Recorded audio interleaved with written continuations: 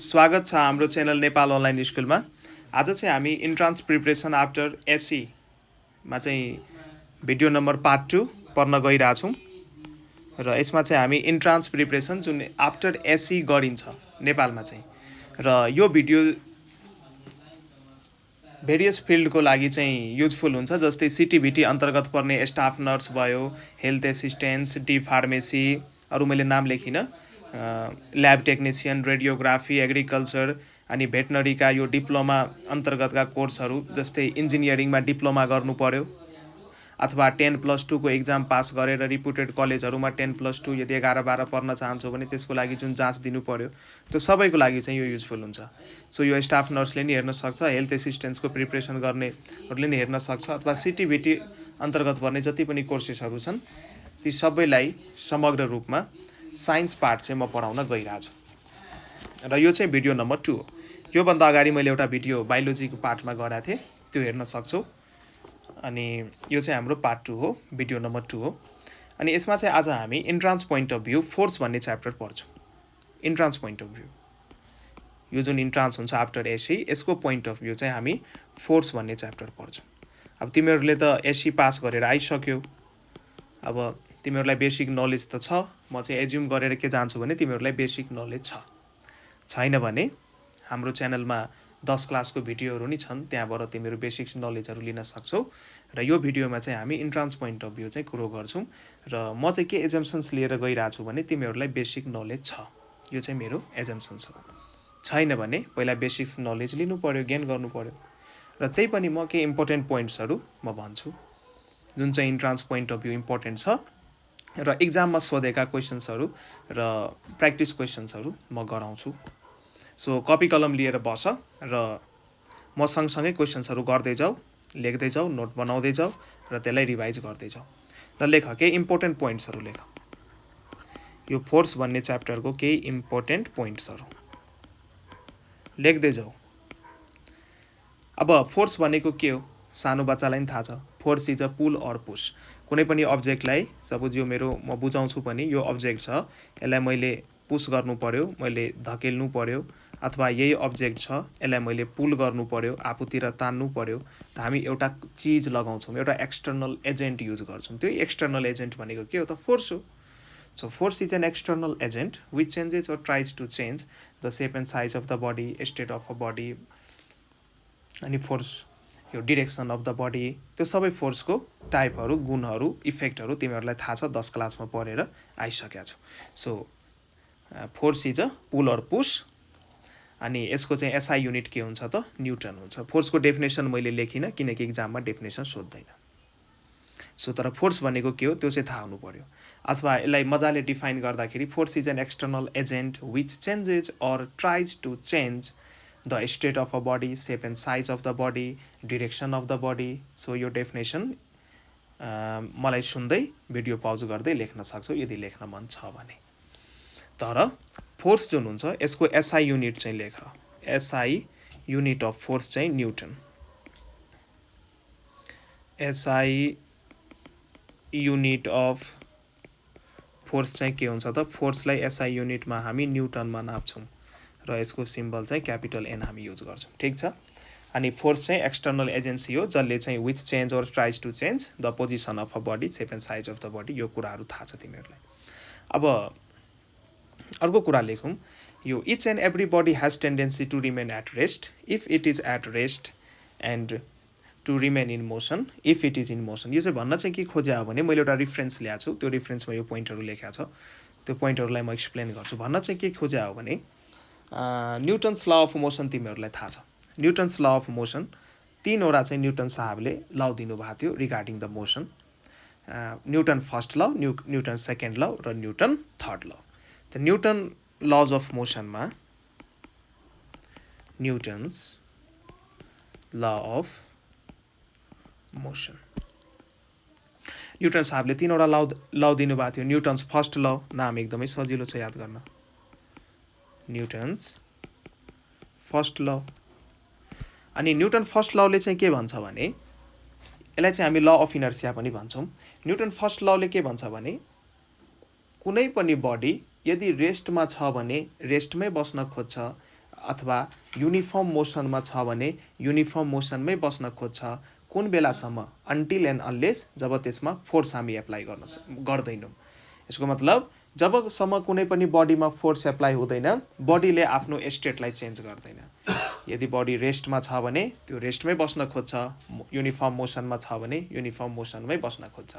एउटा इक्जाम्पलबाट यसलाई बुझौँ। यदि मानौँ स्पेसमा तपाईँले कुनै फुटबल अथवा कुनै बललाई यदि सुट गर्नुभयो भने स्पेसमा एटमोस्फियर हुन्छ? हुँदैन। स्पेसमा चाहिँ भ्याक्युम हुन्छ, स्पेसमा चाहिँ एटमोस्फियर हुँदैन र एटमोस्फियर हुँदैन भने त्यहाँ एयर रेसिस्टेन्स पनि आउँदैन। सो हामी यो पनि सोच्न सक्छौँ यदि स्पेसमा तपाईँ केही कुरोलाई फाल्नु भयो भने त्यो निरन्तरता रूपमा गइरहेको हुन्छ। सो युनिफर्म मोसन त्यो सो गरेर त्यो बडीहरू गइरहेको हुन्छ। सो यही चाहिँ न्युटन्स फर्स्ट ल को स्टेटमेन्ट लेख्न सक्नुहुन्छ। जुन बडी रेस्टमा छ रेस्टमै बस्न खोज्छ, जुन चाहिँ युनिफर्म मोसनमा छ युनिफर्म मोसनमै बस्न खोज्छ जबसम्म त्यसमा एक्सटर्नल फोर्स एप्लाई हुँदैन। र यसको स्टेटमेन्ट लेख्नुभन्दा नि पहिला यो न्युटन्स फर्स्ट ल चाहिँ ल अफ इनर्सिया पनि भनिन्छ है। Law of inertia, newton first ललाई ल अफ इनर्सिया भनिन्छ। अब इनर्सिया, ल अफ इनर्सिया भन्नुभन्दा अगाडि पहिला इनर्सिया भनेको के हो त्यो बुझिहालौँ। इनर्सिया, एकछिन मिस्टेक भयो। यो इनर्सिया भनेको के हो भने इनर्सिया भनेको के हो भने यो चाहिँ एउटा बडीको प्रपर्टी हो। अब कस्तो खालको प्रपर्टी हो भने यदि कुनै पनि बडी रेस्टमा छ भने त्यो बडीको भित्रको मन चाहिँ के हुन्छ भने म रेस्टमै बसौँ, अथवा कुनै पनि बडी यदि मोसनमा छ भने त्यो बडीको भित्रको इच्छा चाहिँ के हुन्छ भने मोसनमै बसौँ। मैले चाहिँ भन्न के खोजेँ भने it is the tendency of a body to remain in rest if it is in rest position or to remain in motion if it is in motion. यदि बडी रेस्टमा छ भने रेस्टमै बस्न खोज्छ र यदि बडी मोसनमा छ भने त्यो मोसनमै बस्न खोज्छ। यो जुन बडीको टेन्डेन्सी छ to remain in rest or to remain in motion, यही प्रोपर्टी अथवा यही टेन्डेन्सी जुन बडीको छ यसलाई नै हामी के भन्छौँ त? इनर्सिया भन्छौँ। र इनर्सिया चाहिँ एउटा मासको प्रोपर्टी हो। इनर्सिया चाहिँ मासको कारणले डेभलप हुन्छ। ठिक छ। अनि त्यसैले यसलाई अब न्युटन फर्स्ट लको स्टेटमेन्ट त्यही हो। कुनै पनि बडी रेस्टमा छ भने रेस्टमै बस्न खोज्छ, मोसनमा छ भने युनिफर्म मोसनमा, कुनै पनि स्ट्रेट लाइनमा युनिफर्म मोसनमा छ भने युनिफर्म मोसनमै बस्न खोज्छ जबसम्म त्यसमा हामी एक्सटर्नल फोर्स एप्लाई गर्दैनौँ। एक्सटर्नल फोर्स एप्लाई गरिसकेपछि त्यसको स्टेट चेन्ज हुन सक्छ, स्टेट चेन्ज हुन्छ। सो इनर्सियाको मैले डिफाइन गरिदिएँ। अब न्युटन्स फर्स्ट ल को स्टेटमेन्ट लेख्न सक्छौँ। स्टेटमेन्ट चाहिँ के छ भने a body remains in a state of rest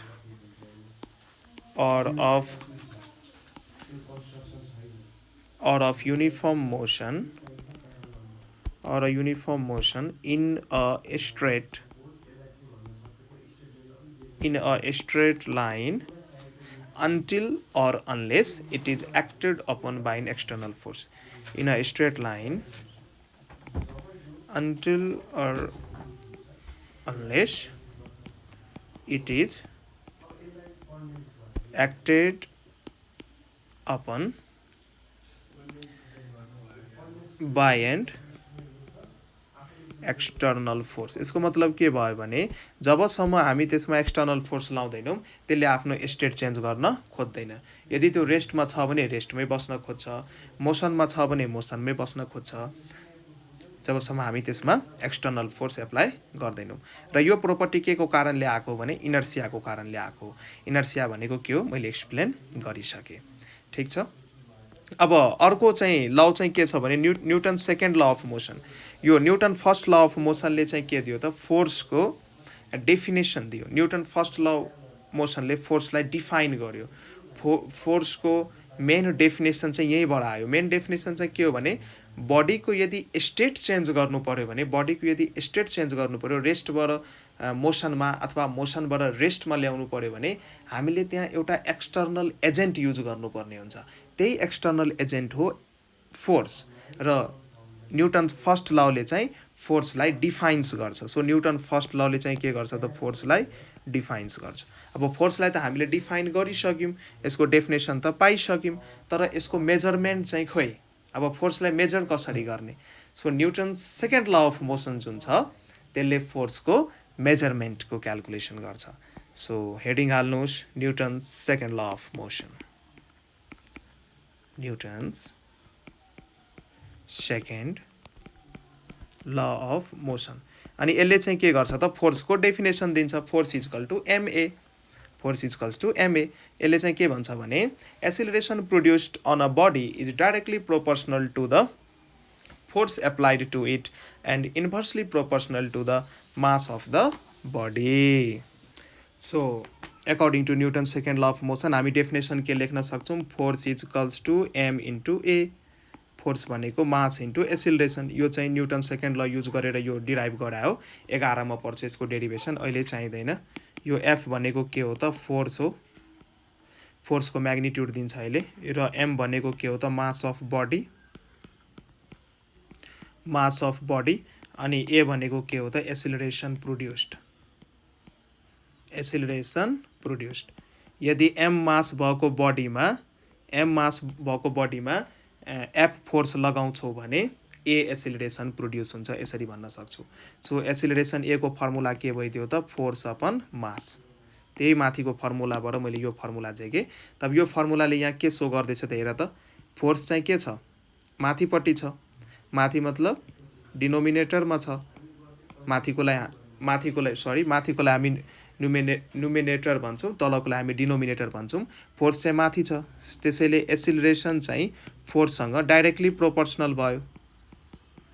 फोर्ससँग एसिलरेसन के भयो? डाइरेक्टली प्रोपोर्सनल भयो। र यही एसिलरेसन मास त तलपट्टि छ, यहाँ हेर्न सक्छौँ मास त तलपट्टि छ। सो यही एसिलरेसन जुन छ माससँग के भयो त? इन्भर्सली प्रोपोर्सनल भयो। इन्भर्सली प्रोपोर्सनल भयो। माससँग एसिलरेसन इन्भर्सली प्रोपोर्सनल भयो। यही कुरा चाहिँ हाम्रो न्युटन सेकेन्ड ल अफ मोसनले भन्छ। न्युटन सेकेन्ड ल अफ मोसनले के भन्छ भने एसिलरेसन चाहिँ फोर्ससँग डाइरेक्टली प्रोपोर्सनल हुन्छ। डाइरेक्टली प्रोपोर्सनलको मिनिङ थाहा छ कि छैन? यदि एसिलरेसनलाई बढायो भने फोर्स पनि बढाउनु पर्ने हुन्छ, अथवा फोर्सलाई बढायो भने एसिलरेसन पनि बढ्छ। र इन्भर्सली प्रोपोर्सनलको मिनिङ के हुन्छ भने यदि मासलाई बढायो भने एसिलरेसन घट्छ, र यदि मासलाई घटायो भने फेरि एसिलरेसन के हुन्छ त? बढ्छ। यी कुराहरू तिमीहरूलाई थाहा छ। यो चाहिँ न्युटन्स सेकेन्ड ल अफ मोसनका कुराहरू थियो। र न्युटन सेकेन्ड ल अफ मोसनले के गर्छ त? फोर्सको फर्मुला दिन्छ। फोर्सको यो जुन फोर्स छ यो फोर्सको के दिन्छ त? फर्मुला दिन्छ। बिना फर्मुला हामी कसरी क्यालकुलेट गर्ने त फोर्स? फर्स्ट लले के गर्यो? फोर्सलाई डिफाइन गर्यो। सेकेन्ड लले के गर्यो? फोर्सको फर्मुला दियो। अब थर्ड लको आवश्यकता किन पर्यो? किनकि फोर्सको नेचर पनि थाहा पाउनु पर्यो, फोर्सको नेचर कस्तो हुन्छ। So third law of motion लेख्यौँ। सबै कुराहरू in terms point of view important हुन्छ। न्युटन्स आफ्टर एससी है, फेरि न्युटन्स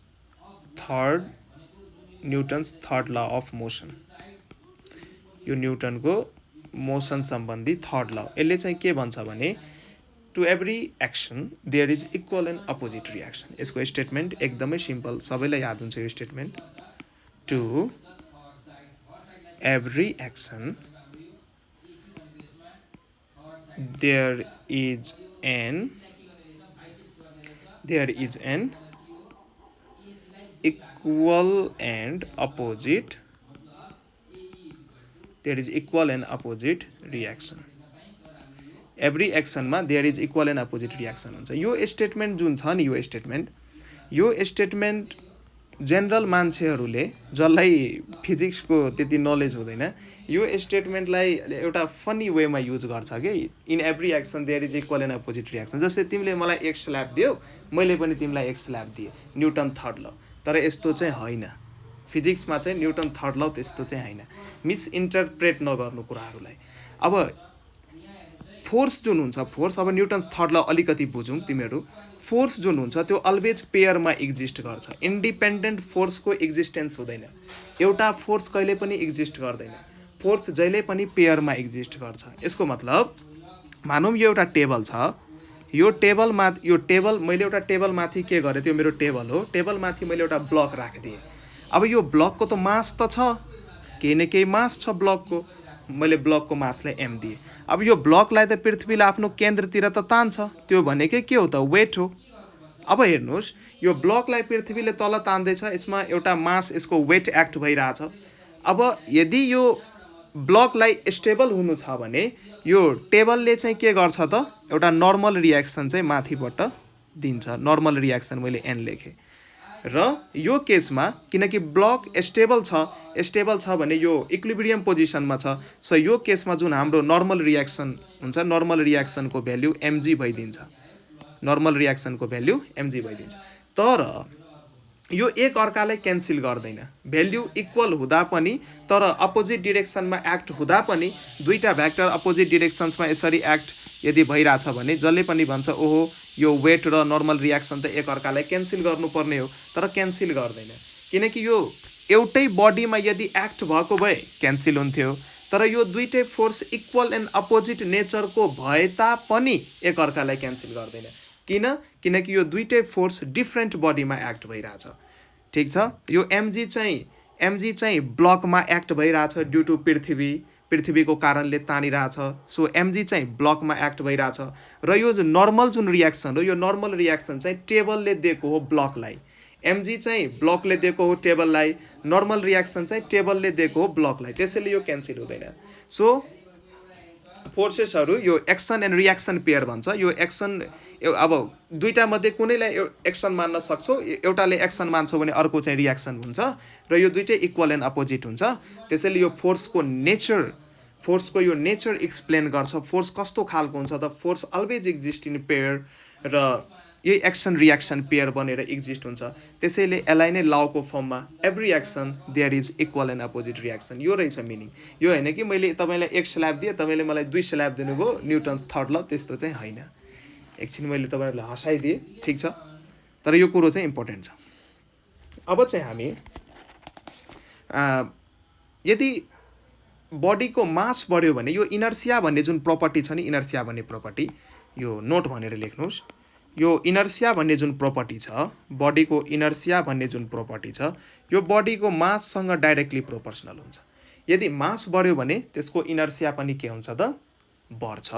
यो पनि एउटा इम्पोर्टेन्ट पोइन्ट हो, यदि मास बढ्यो भने इनर्सिया पनि बढ्छ। अब यसको इक्जाम्पल यदि बुझ्नै मन छ भने यहाँ एउटा सानो इक्जाम्पल म दिन सक्छु। यहाँ हेर, मानौँ मसँग एउटा ग्राउन्ड सर्फेस छ, यहाँ चाहिँ एउटा सानो ढुङ्गा छ र यहाँ चाहिँ एउटा ठुलो ढुङ्गा छ, तर मेरो एबिलिटी चाहिँ सानो ढुङ्गालाई मुभ गर्ने मात्र छ। म ठुलो ढुङ्गा 2000 केजीको ढुङ्गालाई मुभ गर्न सक्दिनँ, मेरो एबिलिटी त्यत्रो छैन। म चाहिँ के गर्छु, यो सानो ढुङ्गालाई म अलिकति फोर्स लगाउँछु, मानौँ मैले 100 न्युटनको फोर्स लगाएँ, यो सानो ढुङ्गा मुभ भएछ। तर त्यही मान्छे हो म, यसमा अब मेरो म्याक्सिमम क्यापेसिटी त 100 न्युटन नै छ, यसमा पनि मैले 100 न्युटन फोर्स लगाएँ, तर यो ढुङ्गा मुभ भएन, यो ढुङ्गा रेस्टमै छ। अब यो चाहिँ किन रेस्टमा छ त, मैले फोर्स त लगाएँ, सानो ढुङ्गामा फोर्स लगाउँदा ढुङ्गा मुभ भयो, ठुलो ढुङ्गामा मैले फोर्स लगाउन खोजेँ, ढुङ्गा मुभ भएन। किन ढुङ्गा मुभ भएन? अब नर्मल मान्छेलाई सोध्यो भने उसले भन्छ ओ ठुलो ढुङ्गामा फोर्स लगाइस् त्यसैले मुभ भएन। तर साइन्सको स्टुडेन्टले यसको एक्सप्लानेसन दिनु पऱ्यो भने उसले चाहिँ के भन्नु पऱ्यो भने ठुलो ढुङ्गाको मास धेरै छ, त्यसैले यसको इनर्सिया अफ रेस्ट पनि धेरै छ, त्यसैले यो रेस्टमै बस्न खोज्छ। तिमीले जुन सानो फोर्स लगायौ त्यो सानो फोर्सले त्यसलाई हल्लाउन नै सकेन, किनकि त्यसको जुन तपस्या थियो इनर्सिया अफ रेस्टमा बस्ने तपस्या, त्यो तिमीले भङ्ग गर्न सकेनौ।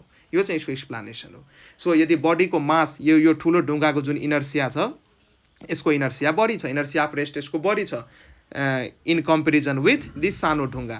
त्यसैले चाहिँ सानो ढुङ्गा चाहिँ इजिली मुभ भयो मेरो 100 न्युटन फोर्सको कारणले, तर ठुलो ढुङ्गा चाहिँ मुभ भएन, किनकि त्यसको इनर्सिया अफ रेस्ट के छ त, बढी छ। किन बढी छ? किनकि त्यसको मास बढी छ, र मास बढी भयो भने इनर्सिया पनि बढी हुन्छ। यो चाहिँ यसको एक्सप्लानेसन थियो। अब यो जुन हाम्रो इनर्सिया छ, यो इनर्सिया 3 किसिमको हुन्छ। अघि मैले इनर्सिया अफ रेस्ट भन्ने वर्ड युज गर्दै थिएँ। यो इनर्सिया जुन छ यो 3 किसिमको हुन्छ। एउटा छ इनर्सिया अफ रेस्ट, एउटा हुन्छ एउटा हुन्छ इनर्सिया अफ रेस्ट, अर्को हुन्छ inertia of motion, inertia of motion र अर्को हुन्छ inertia of direction, inertia of direction. यिनीहरूको डेफिनेसन एकदमै सजिलो। इनर्सिया अफ रेस्टले के भन्छ भने जो बडी रेस्टमा छ त्यो रेस्टमै बस्न खोज्छ, सिद्धो। इनर्सिया अफ मोसनले के भन्छ भने जो बडी मोसनमा छ त्यो बडीको टेन्डेन्सी के हुन्छ त सकेसम्म मोसनमै बसौँ। र इनर्सिया अफ डिरेक्सन, मैले यहाँ मोसन लेखेछु एकछिन, inertia of rest, inertia of motion and inertia of direction, 3 किसिमको हुन्छ यो इनर्सिया डिरेक्सन। इनर्सिया अफ रेस्टले के भन्छ जुन बडी रेस्ट पोजिसनमा छ त्यो रेस्टमै बस्न खोज्छ। इनर्सिया अफ मोसनले के भन्छ जुन बडी मोसनमा छ त्यो बडीको टेन्डेन्सी के हुन्छ सकेसम्म मोसनमै बसौँ अथवा त्यो मोसनमै बस्न खोज्छ। इनर्सिया अफ डिरेक्सनले के भन्छ जुन बडी जुन डिरेक्सनमा ट्राभल गरिरहेछ त्यसको चाहिँ मनको इच्छा के हुन्छ त्यही डिरेक्सनमा ट्राभल गरौँ। यदि त्यसको डिरेक्सन चेन्ज गर्थ्यो भने त्यहाँ समस्या आउन सक्छ। अब के समस्या आउँछ म इक्जाम्पल्स तपाईँहरूले पढिसक्नु भयो, म जस्ट रिभाइज गर्दैछु यसो। इनर्सिया अफ रेस्टको एउटा इक्जाम्पल दिउँ। मानौँ तपाईँ कुनै एउटा गार्डनमा जानुभयो, त्यहाँ आँपको रुख छ, तपाईँलाई आँप खान मन लाग्यो, तपाईँले के गर्नुभयो कुनै ब्रान्चेस समात्नुभयो, हल्लाउनुभयो, आँप झरेछ, तपाईँ खानुभयो। किन आँप झरेछ त? ब्रान्चेसलाई हल्लाउँदाखेरि आँप किन झरेछ त? नर्मल मान्छेलाई क्वेसन सोध्नु भयो भने एक स्ल्याब खाएर आउनुहुन्छ। किन? किनकि ओए रुखलाई हल्लाएपछि आँप झर्दैन त, यही एक्सप्लानेसन हुन्छ उनीहरूको। तर यसको एक्चुअल एक्सप्लानेसन के हो? यदि साइन्सको स्टुडेन्टले यदि यसको एक्सप्लानेसन दिनु पर्ने के दिनुपर्छ? पहिला चाहिँ अम्बक रेस्टमा थियो, पहिला चाहिँ अम्बक रेस्टमा थियो, मैले ब्रान्चेजलाई हल्लाएँ, ब्रान्चेजलाई हल्लाउन बित्तिकै ब्रान्चेज मोसनमा आयो, तर त्यो ब्रान्चेजसँग जुन त्यो एप्पल भनौँ अथवा म्याङ्गो भनौँ, तपाईँलाई जे खान मन लाग्यो, जुन फ्रुट त्यो ब्रान्चेससँग कनेक्टेड थियो त्यो त्यति बेला नै मोसनमा आउन सकेन किनकि त्यो पहिला रेस्टमा थियो। इनर्सिया अफ रेस्टको कारणले गर्दाखेरि त्यो रेस्टमै बस्न खोजिरहेको थियो, तर तपाईँले ब्रान्चेस हल्लाउनु भयो, ब्रान्चेस एक्कासी मोसनमा आयो र त्यो के भयो त त्यो अम्बक अथवा त्यो फ्रुट चाहिँ त्यहाँबाट टुटेर तल झर्यो। यो चाहिँ यसको एक्सप्लानेसन थियो। ठिक छ। अनि इनर्सिया अफ मोसन्सको इक्जाम्पल सबैलाई थाहा छ। सपोज तपाईँ गाडीमा बस्नु भएको छ, कतै जाँदै हुनुहुन्छ, तपाईँ मोसनमा हुनुहुन्छ, यो गाडी यदि मोसनमा छ भने तपाईँ पनि मोसनमा हुनुहुन्छ। एक्कासी ड्राइभरले ब्रेक एप्लाई गर्दाखेरि तपाईँको बडी कतातिर मुभ हुन्छ, एक्कासी ब्रेक एप्लाई गर्यो तपाईँ अगाडितिर ढल्किनुहुन्छ, हो कि होइन? यो चाहिँ इनर्सिया अफ मोसनको इक्जाम्पल भयो। एक्सप्लेन गर्न कसैलाई एक्सप्लानेसन सुन्न मन छ भने सुन्न सक्छौँ। किन यस्तो भयो? इनर्सिया अफ मोसनको इक्जाम्पल दिँदैछु। यो ब्रेक एप्लाई गर्दाखेरि हामी किन अगाडितिर ढल्क्यौँ यसको कारण हेर। सपोज तपाईँ भेहिकलमा हुनुहुन्छ, यो मेरो बस हो, अब बस त मलाई बनाउन आउँदैन, जे केही गरौँ भनेर बनाइदिएको, यहाँ म बसेको छु। अब म बसमा बसेको छु, ठिक छ। अब मेरो बडीको जुन लोवर पार्ट हुन्छ नि, जुन बसको सिट अथवा तल हामी जहाँ खुट्टा राख्छौँ त्यहाँ जुन कनेक्टेड छ, अब बसमा ब्रेक एप्लाई हुन बित्तिकै हाम्रो लोवर पार्ट जुन बससँग कनेक्टेड हुन्छ त्यो रेस्टमा आइदिन्छ, तर हाम्रो अप्पर पार्ट चाहिँ जुन बडीको हाम्रो अप्पर पार्ट हो त्यो मोसनमै रहिरहेको हुन्छ। किन? त्यो फ्री हुन्छ, हामी मुभ गरिरहेको हुन्छ अप्पर पार्ट, तल पार्ट त कम्प्लिटली टाइट भएर बसेको हुन्छ, अप्पर पार्ट मोसनमै बस्न खोजिरहेको हुन्छ, तर लोवर पार्ट चाहिँ एक्कासी रेस्टमा आएको कारणले गर्दाखेरि हामी अगाडितिर ढल्किन्छौँ। This is the explanation. So inertia of डिरेक्सनको एक्सप्लानेसन्स तपाईँहरूलाई थाहा होला। यदि कसैलाई सुन्न मन छ भने म नि यो भनिदिन्छु। मानौँ यो एउटा रोड छ र अगाडि एउटा ट्र्याक्टर छ, पछाडि ट्र्याक्टरको ट्रोलीमा मान्छेहरू बसेका छ। अगाडि ट्र्याक्टर गइरहेछ, पछाडि ट्र्याक्टरको ट्रोलीमा मान्छेहरू बसेका छ र यो ट्र्याक्टर रोडमा मजाले एउटा स्ट्रेट पाथमा गइरहेको थियो। एक्कासी के भइदियो, अगाडि 90 डिग्रीको टर्न आइदियो। यस्तो टर्न चाहिँ आउँदैन, हाइवे इन्जिनियरिङतिर पढाइ हुन्छ, यस्तो टर्नहरू दिन मिल्दैन, तर मानौँ 90 डिग्रीको टर्न आइदियो बाटोमा। अब 90 डिग्रीको टर्न आउन बित्तिकै अब यो ट्रक, यो जुन भेहिकल थियो, यो ट्र्याक्टर थियो, यो त पहिला यो डिरेक्सन्समा ट्राभल गरिरहेको थियो। अब यो इनर्सिया अफ डिरेक्सन यहाँ एप्लाई गर्नु, त यो ट्र्याक्टरको टेन्डेन्सी के छ, यो ट्र्याक्टरको मन के छ, म यही डिरेक्सनमा ट्राभल गरौँ, तर तपाईँले एक्कासी 90 डिग्रीबाट यदि डिरेक्सन्स टर्न गरिदिनुहुन्छ भने यो ट्रलीमा जति पनि मान्छे छ एउटा पनि ट्र्याक्टरमा हुँदैन, सबै हुन्छ यहाँ बाटोमा। किन? Due to the inertia of directions. यो चाहिँ यसको एक्सप्लानेसनहरू थियो। कसैलाई यदि बेसिक्स यस्तो कुराहरू पहिला यदि यो अनुसारले पढ्नु भएको छैन भने धेरै कुरा सिक्न सकिन्छ इक्जाम्पलहरूबाट, कन्सेप्टहरू क्लियर गर्दै जानुपर्छ किनकि पछि थुप्रै इन्ट्रान्स इक्जामहरू फेस गर्नुपर्छ तपाईहरुलाई। यो त भर्खर सुरुवात हुँदैछ, धेरै इन्ट्रान्स इक्जामहरू छ। सो यो मैले यसको डेफिनेसन लेखिनँ किनकि इक्जाममा सोध्दा पनि सोध्दैन, तर यो कुराहरूको मिनिङ चाहिँ थाहा पाइराख्नु पर्यो। अब एभरेज स्पिडको फर्मुला लेखिदिन्छु। एभरेज स्पिड, एभरेज स्पिडको फर्मुला हुन्छ टोटल डिस्टेन्स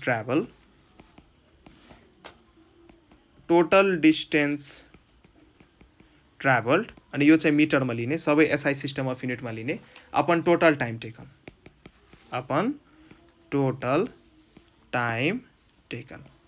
अब यो फर्मुलाले टोटल टाइम टेकनलाई सेकेन्डमा लिने किनकि यो एसआई सिस्टम अफ युनिटमा लिनुपर्छ। अब यो फर्मुलाको मिनिङ के भयो भने अब सपोज मानौँ एउटा कोही पर्सन यो पाथमा मुभ भयो रे, एउटा बाइक लिएर कोही पर्सन यस्तो पाथमा मुभ भयो। अब यो पाथको टोटल लेन्थ अब के गर्नुस्, अब यो पाथ यो त कर्भ पाथ मैले बनाइदिएको छु, यो कर्भ पाथको लेन्थ क्यालकुलेट गर्नुस्। अब कसरी गर्नुहुन्छ, एनी प्रोसेस एनी मेथड तपाईँले यसको लेन्थ मानौँ क्यालकुलेट गर्नुभयो अथवा टेप राखेर गर्दा नि हुन्छ, त्यो इन्कन्भिनियन्ट भइदिन्छ। लेट्स कन्सिडर तपाईँले यसको लेन्थ नाप्नुभयो र यो पोइन्टदेखि सपोज भेहिकल स्टार्ट भएको थियो र यो पोइन्टमा भेहिकल पुगेको थियो र यहाँदेखि यहाँ जान यसलाई त टाइम त तपाईँ नोट गर्दै हुनुहुन्छ वाचमा, सपोज टी टाइम लाग्यो रे। अब कसैले सोध्यो यो होल पाथमा एभरेज स्पिड कति त के गर्नु पर्यो, यो होल पाथको लेन्थ कति छ त, लेन्थ जति हुन्छ त्यति नै डिस्टेन्स ट्राभल गर्नुहुन्छ तपाईँ। सो यो होल पाथको कसैले सोध्यो एभरेज स्पिड भन त यो कति भयो यो भेहिकलको यो होल पाथमा, त के गर्नु पर्यो, यो पाथको लेन्थ अथवा लेन्थ भनेकै टोटल डिस्टेन्स हो। डिस्टेन्स र डिस्प्लेसमेन्ट त थाहा छ नि फरकहरू, यदि आउँछन् भने म यदि नेसेसिटी फिल हुन्छ भने म भन्दै जान्छु एकर्डिङ टु माई रिफरेन्स। यदि टोटल अब एभरेज स्पिड चाहिँ टोटल डिस्टेन्स, यो टोटल डिस्टेन्स भनेकै टोटल लेन्थ अफ पाथ हो, टोटल लेन्थ अफ पाथको लेन्थ भन्न सकिन्छ अपन टाइम कति लाग्यो त, टोटल टाइम। यसरी चाहिँ तपाईँ एभरेज स्पिड निकाल्न सक्नुहुन्छ। एभरेज स्पिडमा राम्रो राम्रो क्वेसन फ्रेम गर्न सकिन्छ, यही फर्मुला युज हुने हो सबैमा। एभरेज स्पिड बुझ्नुभयो। अब फिजिकल क्वान्टिटीको क्लासिफिकेसन्सहरू, फिजिकल क्वान्टिटी अब हामी कसलाई भन्छौँ त फिजिकल क्वान्टिटी, क्लास 6 देखि यसको डेफिनेसन स्टार्ट हुन्छ।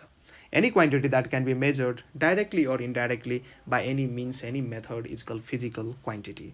मेजर गर्न सकिने जुन क्वान्टिटी हुन्छ त्यसलाई हामी फिजिकल क्वान्टिटी भन्छौँ। Mass, density, volume, pressure, temperature, current, amount of substance, luminous intensity, थुप्रै इक्जाम्पल छ। यो सबै फिजिकल क्वान्टिटी हो। तर योभन्दा अगाडि तपाईँले यसको दुईवटा क्लासिफिकेसन्स पढ्नुभयो होला, फन्डामेन्टल क्वान्टिटी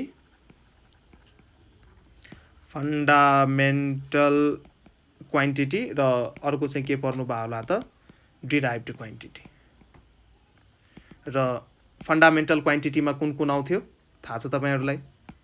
फन्डामेन्टल क्वान्टिटीमा 7 वटा आउँथ्यो।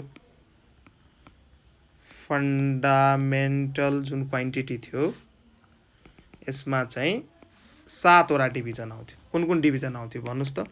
एउटा चाहिँ मास थियो, मासलाई हामी केजीमा नाप्छौँ, एसआई सिस्टम अफ युनिट। यो न्युमेरिकलहरू गर्दाखेरि साइन्समा चाहिँ एसआई सिस्टम अफ युनिटमा गर्नुहोस्, कन्फ्युजन हुँदैन। मासलाई हामी केजीमा नाप्छौँ in SI system of unit. अर्को चाहिँ के थियो, मास भयो, अर्को चाहिँ के थियो, लेन्थ थियो। यो पनि एउटा फन्डामेन्टल क्वान्टिटी हो। लेन्थलाई हामी केमा नाप्छौँ, मिटरमा नाप्छौँ, मिटरलाई एम लेखौँ, ठिक छ। अर्को चाहिँ के थियो, इलेक्ट्रिक करेन्ट पनि थियो। यो सबै पढिसक्नु भएको छ, रिभिजन पोइन्ट अफ भ्यू म सर्टमा भन्दैछु। इलेक्ट्रिक करेन्ट पनि थियो। यसलाई चाहिँ केमा नाप्न सकिन्छ, एम्पियरमा नाप्न सकिन्छ, एम्पियर ए भयो। 4 नम्बरमा के थियो याद गर्नुहोस्, टेम्परेचर थियो, टेम्परेचर अफ अ बडी। यो पनि एउटा फन्डामेन्टल क्वान्टिटी हो। यसलाई चाहिँ हामी केमा नाप्न सक्छौँ, क्याल्भिनमा नाप्न सक्छौँ। अर्को के थियो, एमाउन्ट अफ सब्स्टान्स थियो, एमाउन्ट, यो सब म रिभिजन गर्दैछु, पढेर आइसक्नु भयो। एमाउन्ट अफ सब्स्टान्स, यसलाई हामी केमा नाप्छौँ, मोलमा नाप्छौँ। सिम्बल के लेख्छौँ, एमओएल, मोल लेख्छौँ। 5 भयो, 6 भयो, 1 2 3 4 5 6। एमाउन्ट अफ सब्स्टान्स, मोल, टेम्परेचर, इलेक्ट्रिक करेन्ट, लेन्थ, मास, एउटा छुट्या छ टाइम, टाइमलाई हामी केमा नाप्छौँ एसआई सिस्टम अफ युनिटमा सेकेन्डमा नाप्छौँ एससिसी लेख्छौँ सिम्बल र साथमा चाहिँ के छ त ल्युमिनियस इन्टेन्सिटी यो पनि एउटा फन्डामेन्टल क्वान्टिटी हो यसलाई चाहिँ हामी केमा नाप्छौँ ल्युमिनियस इन्टेन्सिटीलाई केमा नाप्छौँ क्यान्डेलामा सो यहाँबाट क्वेसन आउँदैन यो जुन मैले जति पनि पढाएँ यहाँबाट क्वेसन आउँदैन किन यो तपाईहरुले पढिसक्नु भयो तर सोध्न सकिन्छ धेरै डराउनु नि पर्दैन तर सोध्न नि सकिन्छ तर जेनरली यदि तपाईलाई ट्र्यापमा पार्न खोज्छ भने यहाँबाट चाहिँ क्वेसन दिदैन स्केलर र भेक्टर भनेर सोधिदिन सक्छ कि सो यो चाहिँ मैले फन्डामेन्टल क्वान्टिटी लेखेँ अनि डिराइभ्ड क्वान्टिटी चाहिँ कस्तो यदि फन्डामेन्टल क्वान्टिटीहरुको युनिटहरु युज गरेर यदि तपाई अर्कै कुनै फिजिकल क्वान्टिटीको युनिटहरुको फर्मेसन गर्नुहुन्छ भने त्यसलाई चाहिँ हामी डिराइभ्ड क्वान्टिटी भन्छौँ यसको मतलब फन्डामेन्टल क्वान्टिटीको कन्सेप्टहरु युज गरेर लेन्थ मास टाइम टेम्परेचर जति पनि मैले सातवटा लेखेँ यसको कन्सेप्ट्सहरु बेसिक्सहरु युज गरेर यदि तपाई अर्को कुनै फिजिकल क्वान्टिटीलाई यदि डिफाइन गर्न सक्नुहुन्छ भने त्यसलाई चाहिँ हामी डिराइभ्ड क्वान्टिटी भन्छौँ र डिराइभ्ड क्वान्टिटीको थुप्रै इक्जाम्पल छ डिराइभ्ड क्वान्टिटी जुन छ यसको थुप्रै इक्जाम्पल छ जस्तै प्रेसर एउटा डिराइभ्ड क्वान्टिटी हो किन प्रेसरको फर्मुला भन्नुस् त pressure is equal to force upon area force acting per unit area is equal त्यो फोर्स परपेन्डिकुलर फोर्स हुनु पर्यो force acting per unit area is equal pressure अब यहाँ हेर्नुस् फोर्स भनेको के हो फोर्स भनेको एमए मास इन्टु एसिलरेसन म लेख्न सक्छु एरिया भनेको के हो एरिया भनेकोलाई म मिटर स्क्वायरमा कन्भर्ट गर्न सक्छु अथवा लेन्थ स्क्वायर लेखौँ न त एक स्टेप यहाँ यो फोर्स भनेको मास इन्टु एसिलरेसन अथवा एरियालाई म के लेखेँ त लेन्थ स्क्वायर लेखौँ न त किनकि युनिटमा हुन्छ मिटर स्क्वायर अब मास हेर्नुस् यो एम त मास भयो एसिलरेसनलाई हामी के लेख्न सक्छौँ एसिलरेसनलाई भेलोसिटी अपन टाइम एसिलेसनलाई के लेख्न सक्छौँ भेलोसिटी अपन टाइम तल के छ लेन्थको स्क्वायर फेरि माथि ब्रेक गर्नुस् यो मास भयो इन्टु भेलोसिटीलाई हामी के लेख्न सक्छौँ लेन्थ अपन टाइम भेलोसिटीलाई फेरि के लेख्न सक्छौँ लेन्थ अपन टाइम र अर्को टाइम यहाँ अलरेडी पहिलादेखि नै छ भेलोसिटीको ठाउँमा लेन्थ अथवा डिस्प्लेसमेन्ट अपन टाइम हो र डिस्प्लेसमेन्ट पनि वास्तवमा सर्टेस्ट लेन्थ नै हो त्यसैले मैले लेन्थ युज गर्दैछु बुझाउनको लागि मलाई सजिलो हुन्छ अहिले so velocity is equals to length upon time र तल अर्को पहिलादेखि नै टाइम थियो त यहाँ टाइमको स्क्वायर भयो टाइम इन्टु टाइम लेखिदिए ल कन्फ्युजन नहोस् भनेर टाइम इन्टु टाइम लेखिदिए तल के छ लेन्थको स्क्वायर छ अब हेर्नुहोस् त यो मैले जुन प्रेसर लेखेँ नि प्रेसरमा यति कहानी भइरहेछ कि यो जुन प्रेसर छ प्रेसर यहाँ हेर्नु यो प्रेसरलाई डिफाइन यदि मलाई गर्नु पर्यो भने कुन फन्डामेन्टल क्वान्टिटीको मद्दत मलाई लागिरहेछ हेर्नुहोस् त मासको मलाई मद्दत चाहिन्छ लेन्थको मलाई मद्दत चाहिन्छ र टाइमको मद्दत चाहिन्छ यी तीनटा कुराको मलाई मद्दत चाहिन्छ त्यसैले यो प्रेसर चाहिँ डिराइभ्ड क्वान्टिटी भयो किन यसलाई एक्सप्लेन गर्नको लागि मलाई फन्डामेन्टल क्वान्टिटीहरूको मद्दत लिनु परेछ यस्तै थुप्रै इक्जाम्पल गर्न सकिन्छ जस्तै डेन्सिटीको हेरौँ यो डेन्सिटी पनि एउटा डिराइभ्ड डेन्सिटी भनेको के हो density is equal to mass upon volume सबैलाई थाहा छ यो formula density is equals to mass upon volume र मास पनि एउटा फन्डामेन्टल क्वान्टिटी हो र भोल्युम भनेको के हो लेन्थको क्युब लेख्न सक्छु म मिटर क्युब भनेर लेन्थ इन्टु ब्रेन्थ इन्टु हाइट सबै त लेन्थ त हो लेन्थको क्युब मैले लेखेँ यहाँबाट चाहिँ हामी के हेर्न सक्छौँ भने यदि डेन्सिटीलाई डिफाइन गर्नु पर्यो भने हामी मास र लेन्थको मद्दत लिन्छौँ त्यसैले डेन्सिटी पनि एउटा के हो त डिराइभ्ड क्वान्टिटी हो र यी डिराइभ्ड क्वान्टिटीहरूको लागि जुन हामी युनिट युज गर्छौँ त्यसलाई हामी डिराइभ्ड युनिट भन्छौँ सो यी कुराहरू तपाईहरुले पढेर आइसक्नु भयो मैले सर्ट रिभिजन गरिदिएँ अब चाहिँ अर्को टाइपको क्लासिफिकेसन हामी हेर्छौँ फिजिकल क्वान्टिटीलाई अर्को एउटा टाइपमा चाहिँ हामी स्केलर र भेक्टरमा नि डिभाइड गर्न सक्छौँ सो फिजिकल क्वान्टिटीको यो जुन फिजिकल क्वान्टिटी छ यो फिजिकल क्वान्टिटीको अर्को क्लासिफिकेसन हेरौँ दुईटा अर्को छ स्केलर भेक्टर र एउटा अर्को खालको नि छ टेन्सर क्वान्टिटी तर अहिले चाहिँ तिमीहरू टेन्सर क्वान्टिटीको बारेमा पढ्नु पर्दैन आउट अफ सिलेबस हो ठीक छ सो अहिले दुईटा चाहिँ मात्रै पढ फिजिकल क्वान्टिटी र फिजिकल क्वान्टिटीको दुईटा क्लासिफिकेसनले मात्रै हेर दुईटा टाइप मात्रै हेर एउटा स्केलर क्वान्टिटी अर्को भेक्टर क्वान्टिटी एउटा स्केलर क्वान्टिटी र अर्को लेख भेक्टर म सँगसँगै लेख्दै जाऊ भेक्टर क्वान्टिटी, एउटा स्केलर क्वान्टिटी अर्को भेक्टर क्वान्टिटी। अब कसलाई भन्ने त स्केलर क्वान्टिटी, यो चाहिँ त्यस्तो खालको फिजिकल क्वान्टिटी हो जोसँग म्याग्निट्युड मात्रै हुन्छ। So having only magnitude, having only magnitude, magnitude मात्र हुन्छ योसँग र डिरेक्सन हुँदैन। तर यो भेक्टर क्वान्टिटी जुन छ भेक्टर क्वान्टिटी योसँग ह्याभिङ बोथ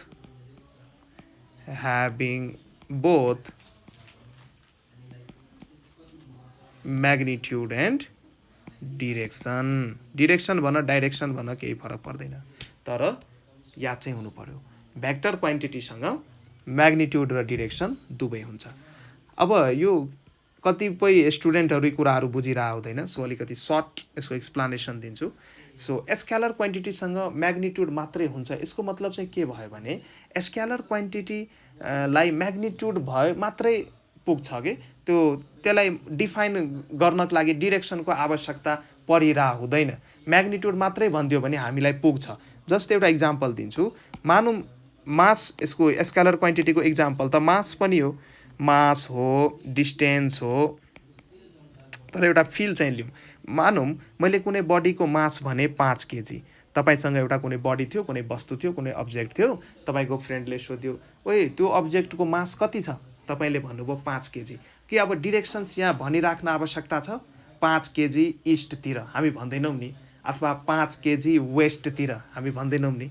सो 5 केजी भन्यो भने हामीलाई कम्प्लिट इन्फर्मेसन आइसक्यो, त्यो बडीको एमाउन्ट अफ म्याटर कन्टेन्ट कति छ, 5 केजी छ, त्यो इन्फर्मेसन आइसक्यो, डिरेक्सनको आवश्यकतै परेन। त्यसैले स्केलर क्वान्टिटीहरूसँग म्याग्निट्युड मात्र हुन्छ।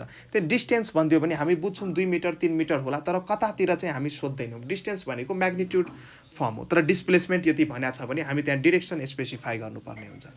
सो यो चाहिँ फिल थियो, यसरी बुझ्न सक्छौँ। यस्तो थुप्रै इक्जाम्पल्स छ, यही अनुसार कुराहरू बुझ्न सक्छौँ। सो यसको इक्जाम्पल मास, डिस्टेन्स, डेन्सिटी, प्रेसर, अरू के लेख्न सकिन्छ, स्पिड, इटिसी लेखिदिए। यो सबै के हो त स्केलर क्वान्टिटी हो। भोल्युम पनि हो, भोल्युम पनि लेखिदिउँ ल। यो सबै कमनहरू हो जुन तिमीलाई सोध्न सक्छ, जुन 11-12 जुन फिजिकल क्वान्टिटीहरूको बारेमा पढाएको छैन त्यसको बारेमा सोध्दा, जस्तै angular momentum, linear momentum, angular velocity, त्यस्तोहरूको बारेमा जेनरली त्यो अलिअलि चाहिँ जहाँ चाहिँ आवश्यकता हुन्छ म भन्दै जान्छु। तर जुन चाहिँ मैले यहाँ स्लाइडमा लेखेँ, स्क्रिनमा जति लेखेको छ यति त यादै हुनै पर्यो, यति त हुनै पर्यो, ठिक छ। अब भेक्टर क्वान्टिटीको यदि इक्जाम्पल्स लेख्ने हो भने यसको इक्जाम्पल्स लेख्नुहोस्, अनि यसको फिल पनि दिन्छु। कसरी बुझ्ने त, फिल लिएर यदि फिजिक्स अथवा साइन्स पढ्यो भने घोक्न नि सजिलो, बुझ्न नि सजिलो, इक्जाममा गर्न नि सजिलो, गाह्रो हुँदैन। सो यसको इक्जाम्पल्स हेर्ने हो भने यसको इक्जाम्पल्स हुन्छ पहिला डिस्प्लेसमेन्ट, त्यसपछि यसको अर्को इक्जाम्पल हुन्छ फोर्स, त्यसपछि हुन्छ एसिलरेसन, त्यसपछि हुन्छ भेलोसिटी, त्यसपछि हुन्छ मोमेन्टम। मोमेन्टमको फर्मुला हुन्छ मास इन्टु भेलोसिटी, पछि आउँछ भने म भन्दै जान्छु। यो मोमेन्टम जुन छ नि मोमेन्टम, यसको फर्मुला के हुन्छ, मास इन्टु भेलोसिटी। यो सबै के हो त भेक्टर क्वान्टिटी हो। एङ्गुलर मोमेन्टम त्यो पछि त्यति पर्दैन, जस यति चाहिँ याद गरेर राख्नु पर्यो यति कुराहरू। अब यो भेलोसिटी, डिस्टेन्स र डिस्प्लेसमेन्ट थाहा छ कि छैन तपाईँहरूलाई? पहिला म डिस्टेन्स एन्ड डिस्प्लेसमेन्ट बुझाइदिन्छु। डिस्टेन्स एन्ड डिस्प्लेसमेन्ट के हो त, डिस्टेन्स के हो त डिस्प्लेसमेन्ट, दुइटै चाहिँ पाथ लेन्थ नै हो, तर अलिकति फरक छ। यो डिस्टेन्स भनेको स्केलर क्वान्टिटी, यसलाई म्याग्निट्युडसँग मात्रै मतलब हुन्छ। यो चाहिँ भेक्टर क्वान्टिटी हो, यसलाई म्याग्निट्युड र डिरेक्सन दुवै चाहिन्छ। अब जस्तै एउटा कमन इक्जाम्पल, म्याक्सिमम बुकमा इक्जाम्पल हुन्छ यो, त्यहीबाट बताउँछु। मानौँ मसँग दुईवटा पोइन्ट छ र यो एउटा मान्छे छ, यसलाई चाहिँ यो पोइन्ट नम्बर 1 बाट पोइन्ट नम्बर 2 मा जानु पर्यो, यो मान्छेलाई यहाँ आउनु पर्यो, र योसँग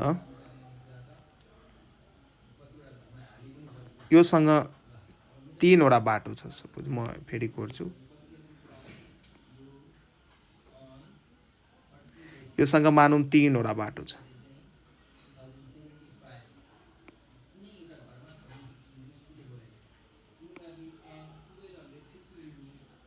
मैले 3 वटा बाटो बनाएँ। यो बाटोको नाम राखेँ बाटो नम्बर 1, यो बाटोको नाम राखेँ बाटो नम्बर 2 र यो पाथको नाम राखेँ बाटो नम्बर 3।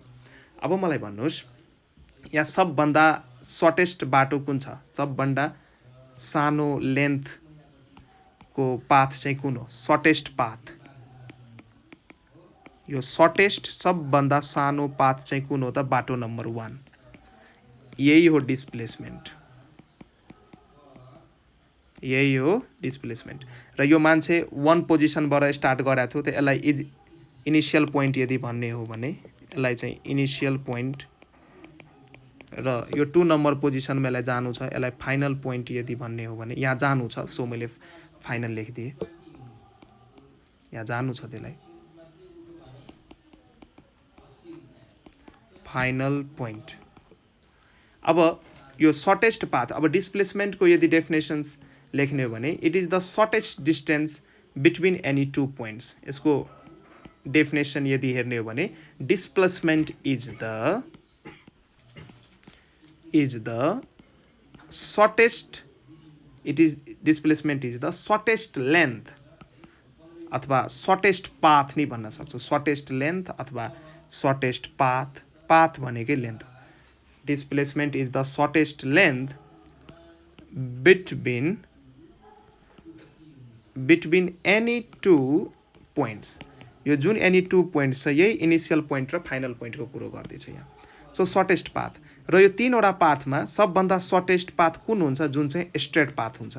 सो यो पाथ स्ट्रेट छ, यही चाहिँ सर्टेस्ट पाथ हो, त्यसैले यो डिस्प्लेसमेन्ट भयो। यसको डिरेक्सन पनि छ। यसको डिरेक्सन यदि भन्ने हो भने यसको डिरेक्सन हामी भन्छौँ initial point to final point. यो भेक्टर क्वान्टिटी भयो, त्यसैले यसरी हामीले डिरेक्सन नै दिन सक्छौँ भेक्टरको साइनमा, र यसको डिरेक्सन हुन्छ इनिसियल टु फाइनल। यदि डिरेक्सनको कुरो गर्ने हो भने के को डिरेक्सन? यो डिस्प्लेसमेन्टको डिरेक्सनको कुरो गर्ने हो भने यो हुन्छ इनिसियल टु फाइनल। इनिसियल पोइन्टदेखि एउटा भेक्टर फाइनल पोइन्टतिर लाने, initial point to final point. यो चाहिँ डिस्प्लेसमेन्टको कहानी थियो।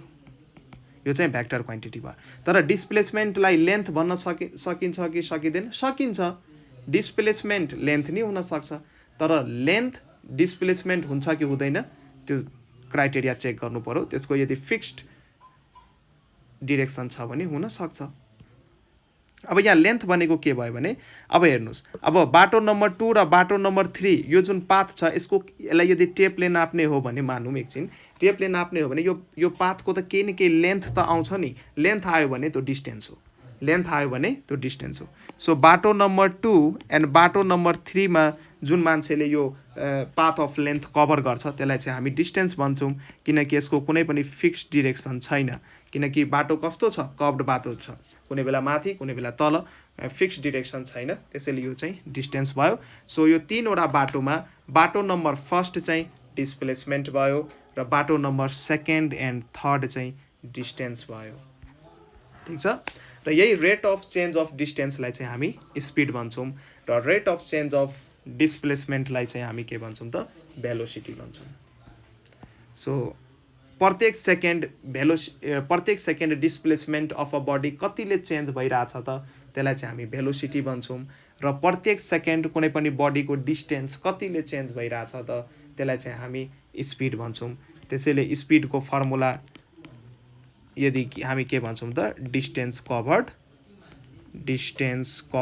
जति डिस्टेन्स कभर्ड गर्यो सबै, कर्भ्ड पाथमा भएको सबै यदि टेपले नाप्यो भने जति डिस्टेन्स कभर्ड गर्यो त्यो डिस्टेन्स कभर्ड अपन टाइम कति लाग्यो त्यो टाइम टेकन यदि टोटल हार्यो भने स्पिड आइदिन्छ।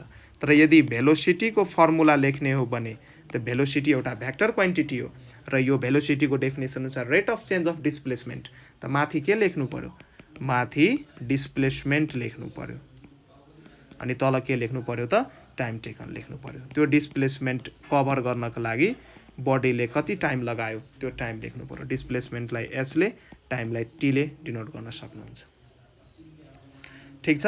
यी कुराहरू 4th च्याप्टरको चाहिँ इम्पोर्टेन्ट पोइन्ट्सहरू, मलाई लागेको पोइन्टहरू मैले जसलाई रिफरेन्स मान्दैछु, रिफरेन्स त जसलाई नै लिन सकिन्छ, त्यो अनुसार यी कुराहरू छ। यस्तो कुराहरू म धेरै भन्छु कमिङ्स भिडियोहरूमा, सो लाभ लिँदै गर्नु होला।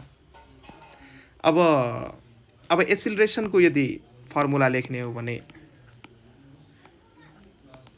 एसिलरेसनको के हुन्छ त change in velocity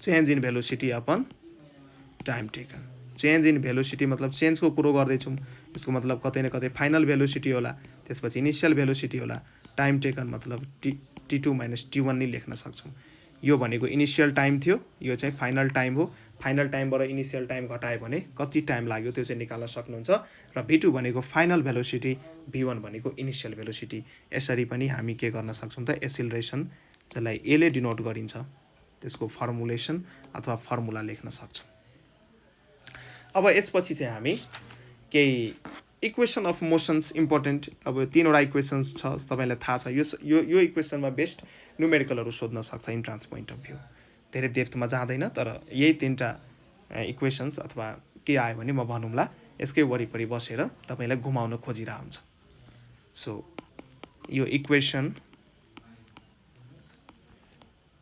equations derive नै गरिसक्नु भएको छ तपाईहरु 10 क्लासमा सो म डेरिभेसनतिर जाँदिन सर्टमा रिभ्यू दिन्छु so v is equals to u plus at where v is the final velocity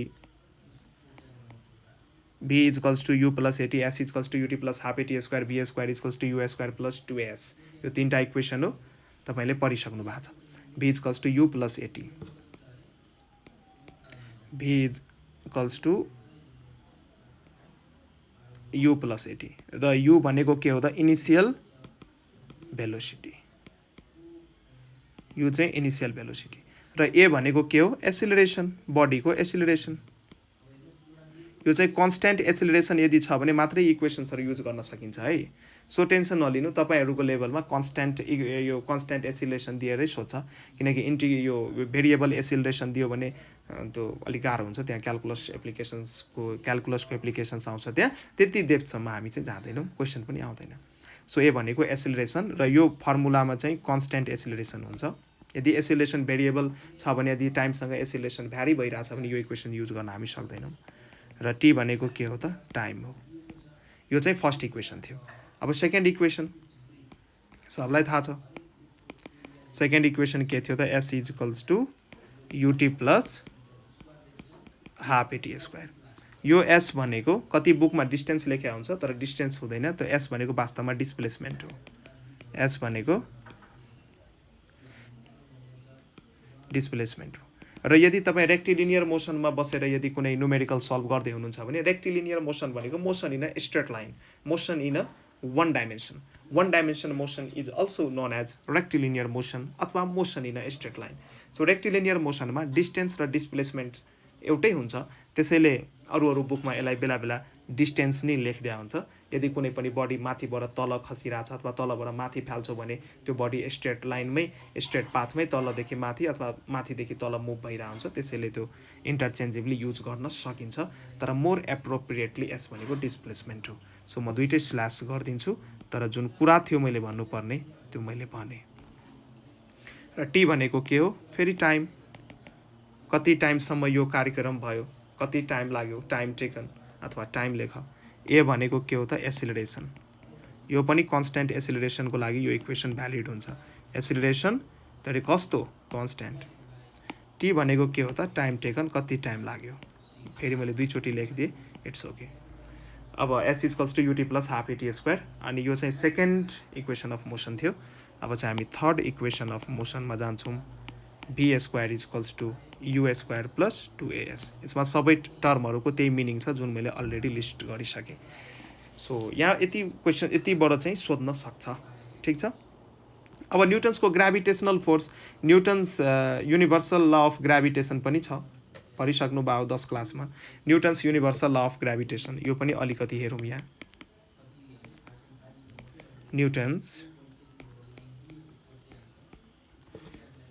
Newton's universal law of gravitation अनि यसले चाहिँ के भन्छ भने मानौ मसँग दुईटा बडी छ एउटा बडीको मास m1 अर्को बडीको मास m2 छ र यो बडीको केन्द्रबाट जुन डिस्टेन्स छ त्यो सानो d छ भने यो दुईटै बडीमा जुन ग्राभिटेशनल फोर्स F एक्ट हुन्छ यो दुईटै बडीको मासको प्रोडक्टसँग डाइरेक्टली प्रोपोर्सनल हुन्छ र यो दुईटै बडीको सेन्टरबाट लिएको डिस्टेन्सको स्क्वायरसँग इन्भर्सली प्रोपोर्सनल हुन्छ। सो जब यो दुईटै इक्वेसनलाई कम्बाइन गर्नु भयो भने, कम्बाइन गरेर लेख्नु भयो भने force is directly proportional to m1 m2 upon D square लेख्न सक्छौँ। र यो जुन यो मैले साइन युज गरेको छु, यो साइन, यसलाई साइन अफ प्रोपोर्सनालिटी भन्छ। साइन अफ,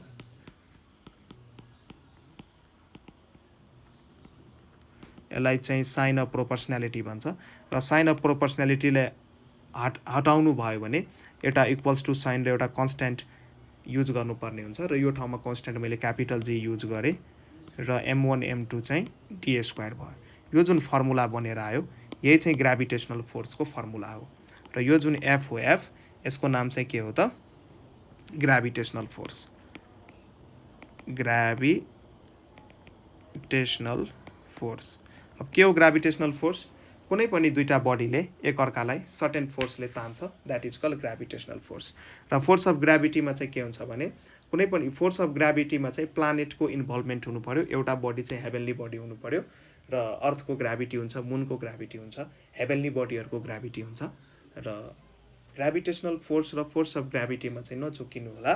ग्राभिटेसनल फोर्स चाहिँ कुनै पनि दुईटा बडीले एकअर्कालाई सर्टेन फोर्सले तानिरहेको हुन्छ। ग्राभिटेसनल फोर्स एट्र्याक्टिभ नेचरको भएको कारणले गर्दाखेरि त्यो एट्र्याक्टिभ फोर्सलाई चाहिँ हामी ग्राभिटेसनल फोर्स भन्छौँ। अनि कुनै पनि प्लानेटले, यदि मानौँ यो मेरो प्लानेट हो, प्लानेटको सर्फेसमा मैले एउटा सानो मास एम राखिदिएँ, तर यो प्लानेटले यो सानो मासलाई आफ्नो सेन्टरतिर केही न केही फोर्सले तान्छ, that is called gravity, force of gravity. And force of gravity is generally defined for heavenly body. So यी कुराहरू पढेर आइसक्नु भयो हो, सो धेरै डेप्थमा म गइनँ। यदि कुराहरू पढ्नु भएको छैन भने हाम्रो च्यानलमा 10 क्लासको भिडियोहरू छ, त्यहाँबाट पढ्न सक्नुहुन्छ। मेरो नि केही भिडियोहरू छ, त्यहाँ रिफरेन्स लिन सक्नुहुन्छ।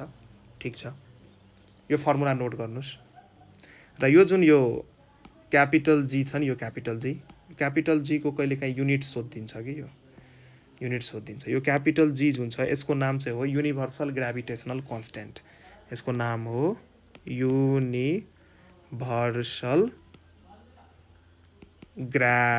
Gravitational constant. र यसलाई युनिभर्सल ग्राभिटेसनल कन्स्ट्यान्ट चाहिँ किन भनेको छ भने, किनभने यो यसको भ्यालु चाहिँ यो दुनियाँको यो भनौँ न यो ब्रह्माण्डको जुनसुकै ठाउँमा पनि सेम हुन्छ, त्यसैले युनिभर्सल भन्यो। पानीमा लगे नि क्यापिटल जीको भ्यालु सेम रहन्छ, अथवा अर्थको सर्फेसमा नि सेम रहन्छ, जहाँ लग्नुहोस् त्यो ठाउँमा यसको भ्यालु सेम रहन्छ। र यसको भ्यालु हुन्छ कति? कहिलेकाहीँ सोध्छ 6.67 × 10⁻⁻11 newton metre square upon KG square. यो कहिलेकाहीँ यो क्यापिटल जीको भ्यालु र युनिट सोधिरहेको हुन्छ। सो यसलाई राम्ररी याद गर्नु, इक्जाममा सोधिरहेको हुन्छ, सोध्या पनि छ। सो र कतिपय स्टुडेन्ट्सहरूलाई यो युनिट याद गर्न गाह्रो भइरहेको हुन्छ। सो भन्छ सर मैले भ्यालु त घोकेँ तर युनिट मैले बिगारेँ। अब त्यस्ता विद्यार्थीहरूको लागि एउटा सानो यहाँ हेर्नुहोस्, यो जुन हाम्रो फर्मुला छ, फर्मुला चाहिँ के छ त? Capital F is equals to capital G m1 m2 upon D square होइन। अब मलाई क्यापिटल जी को युनिट चाहियो, क्रस मल्टिप्लाई गर्नुहोस्, त फोर्स इन्टु डिस्टेन्सको स्क्वायर भयो, m1 इन्टु m2 भयो। ठिक छ, फोर्सलाई हामी कुन युनिटमा नाप्छौँ भन्नुहोस् त? यही स्लाइडमा मैले बताइसकेँ, फोर्सलाई हामी न्युटनमा नाप्छौँ। डिस्टेन्सलाई केमा नाप्छौँ? एसआई युनिट भन्नुहोस् है सबैको। डिस्टेन्सलाई हामी मिटरमा नाप्छौँ, त मिटरको स्क्वायर भयो।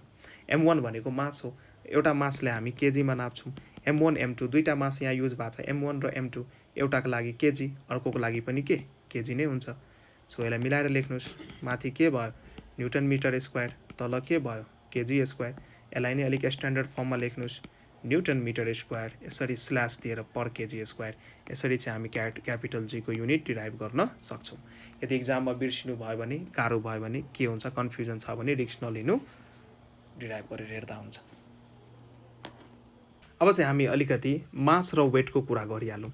मास र वेट भनेको के हो? मास एन्ड वेट भनेको के हो? अब मास भनेको सबैलाई थाहा छ, amount of matter content in a body. Amount of matter content in a body. कुनै पनि बडीमा कति एमाउन्ट अफ म्याटर कन्टेन्ट भएको छ, द्याट इज कल्ड मास। र मासलाई नाप्नको लागि हामी फिजिकल ब्यालेन्स युज गर्छौँ। यो पसलहरूमा जाँदा केही सामानहरू किन्ने बेला त्यो पसलहरूले एकतिर ढक राख्छ, अर्कोतिर सामान राखेर जोखेर दिन्छ नि, कम्पेयर गरेर दिन्छ नि, that is called physical balance. अहिले त डिजिटल ब्यालेन्सहरू युज गर्न थालेको छ, तर यो फिजिकल ब्यालेन्स अहिले चाहिँ बिस्तारै लोप हुँदैछ चारैतिरबाट, किनकि इन्कन्भिनियन्ट नै हो अलिकति।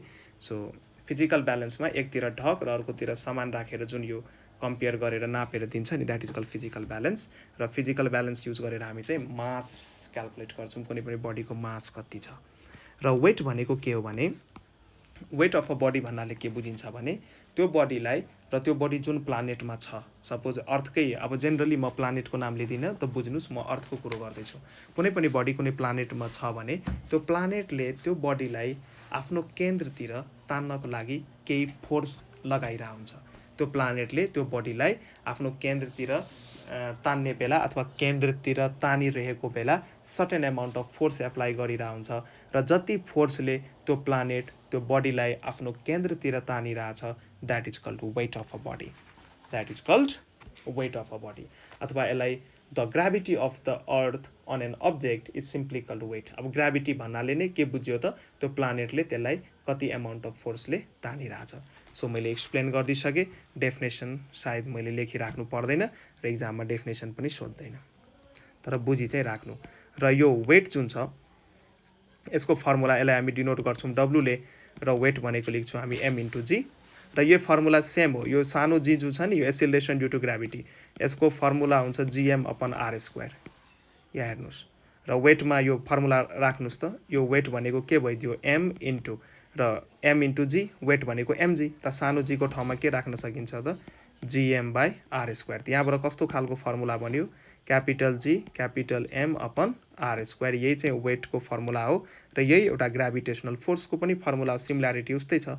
यस्तो खालको सिचुएसन हो, मानौँ यो मेरो पृथ्वी हो, अनि यसको सर्फेसमा मैले एउटा सानो बडी यहाँ राखिदिएँ। यो सानो बडीको मास हो सानो एम, र पृथ्वीको मेरो मास हो ठुलो एम। अब यो बडीलाई त यो पृथ्वीले आफ्नो, सपोज यसको सेन्टर यहाँ छ भने डिस्टेन्स त केन्द्रदेखि लिनुपर्छ, सेन्टरदेखि लिनुपर्छ। यो सेन्टरदेखि मैले डिस्टेन्स कति हुन्छ त, आर नै हुन्छ।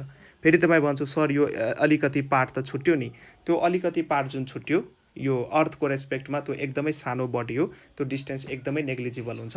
सो यिनीहरूको बिचको डिस्टेन्स जुन हामी यहाँ फोर्स यदि लेख्नु पऱ्यो भने फोर्स हामी के लेख्छौँ, capital G small M capital M upon R square. र यही ग्राभिटेसनल फोर्सलाई नै यो केसमा हामी के भन्छौँ त, वेट भन्छौँ। So capital G small M capital M by R square, र यसलाई नै मिलाएर लेख्नुहोस्। सो वेट इजकल्स टु सानो एम अगाडि लेख्नुहोस्, र capital G capital M upon R स्क्वायरलाई पछाडि लेख्नुहोस्। So this equals to M into, र यो चाहिँ के को फर्मुला हो, यो चाहिँ एसिलरेसन ड्यु टु ग्राभिटी सानो जी को फर्मुला हो। सो हाम्रो के भयो, वेट इजकल्स टु सानो एम इन्टु सानो जी। यो चाहिँ न्युमेरिकल सल्भ गर्ने बेलामा यो फर्मुला युज हुन्छ। ठिक छ, यसरी नै पढ्दै जानुहोस्। अब चाहिँ यो मुनको जुन ग्राभिटी हुन्छ, अर्थको ग्राभिटी भन्दा लगभग 6 गुणा कम हुन्छ मुनको ग्राभिटी। सो सानो जी अफ भ्याल्यु यदि मुनको लागि हेर्ने हो भने यो लगभग यो सानो जी मतलब एसिलेसन ड्यु टु ग्राभिटी, सानो जी को भ्याल्यु यदि मुनको लागि हेर्ने हो भने यो लगभग 1.67 मिटर पर सेकेन्ड स्क्वायर आउँछ। र यही सानो जी को भ्याल्यु यदि अर्थको लागि हेर्ने हो भने यो लगभग 9.81 मिटर पर सेकेन्ड स्क्वायर आउँछ। डिभाइड गरेर हेर्न सक्नुहुन्छ, लगभग 6 गुणा कम आइरहेछ यहाँ। त्यसैले यदि कोही मान्छे पृथ्वीमा 1 मिटर उफ्रिन्छ भने त्यो मान्छेलाई यदि मैले मुनमा उफार्न लगाएँ भने त्यो 6 मिटर उफ्रिन्छ। यो कुराहरू टेक्निकल वेमा सोध्न सक्छ, यो सबै कुराहरू यहाँबाट आइरहेछ। सो सानो जीको भ्याल्युमा यसको कहानी लुक्या छ। सो द वेट पनि के हुन्छ त, 1/6 टाइम्सले के हुने भयो त, घट्ने भयो, किनकि सानो जीकै भ्याल्यु कम छ भने वेट पनि घट्ने भयो, र वेट भनेको एमजी हुन्छ। मास त बडीको कन्स्ट्यान्ट नै रहन्छ, जीको भ्याल्यु फरक भएको कारणले गर्दाखेरि वेटमा चाहिँ फरक आउँछ। So the weight of the body on the moon is about 1/6 that of on the earth. यो लेखिदियो, यो स्टेटमेन्ट लेख। के लेख्न सकिन्छ? The weight of the body on the moon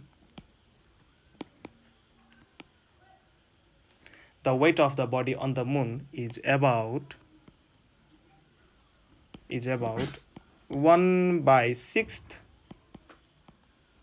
that of on the earth।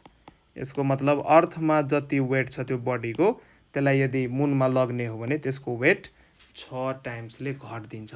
त्यसको वेटलाई 6 ले डिभाइड गर, जति आउँछ त्यतिले घट्दिन्छ। ठिक छ? 1/6 टाइम्सले वेट घट्छ। यसरी बुझ, वेट चाहिँ घट्छ। धेरै कन्फ्युज नहो यसमा। अनि जुपिटर चाहिँ सबभन्दा लार्जेस्ट प्लानेट हो र यसको मास चाहिँ लगभग 318 टाइम्स पृथ्वीको मासभन्दा ग्रेटर हुन्छ। जुपिटरको मास चाहिँ पृथ्वीको मासभन्दा लगभग 318 गुणा बढी हुन्छ। यो नि एउटा फ्याक्ट लेख्न सक्छौ, क्वेसन फर्मुलेट गर्न सकिन्छ यहाँबाट नि। द मास, पहिला मास लेखौँ न। द मास याद त गर्नु पर्दैन, तर लेखिदिए अब लेखिहाल। The mass of Jupiter, mass of Jupiter चाहिँ कति हामी लिन सक्छौँ त? लगभग 19 × 10⁻26 केजी लिन सक्छौँ। र यो चाहिँ यसको मास, यो जुन मास छ यो मास पृथ्वीभन्दा लगभग 318 गुणा बढी छ। सो इट्स मास, कसको मास त? जुपिटरको। It's mass is about